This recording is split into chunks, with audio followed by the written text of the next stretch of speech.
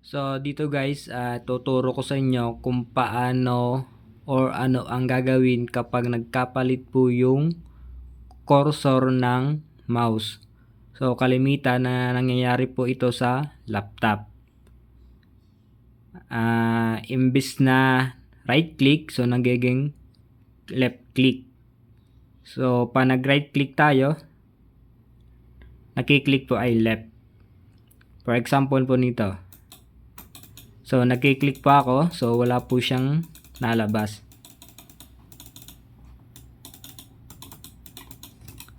So ayun guys, kita nyo dito.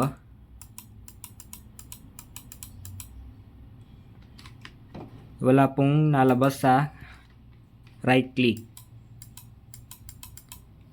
So nasa left yung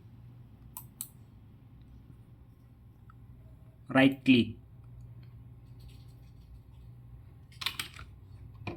So gagawin natin dito guys para maibalik sa dati. So left click po natin. Then hanapin po natin yung personalize. After po nyan, punta tayo ng Teams.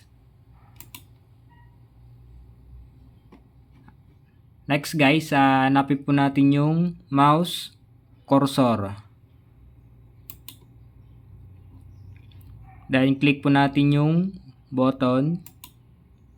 Then uncheck po natin tong switch primary and secondary buttons. So nakikita nyo dito guys, nasa left yung dapat ay nasa right to.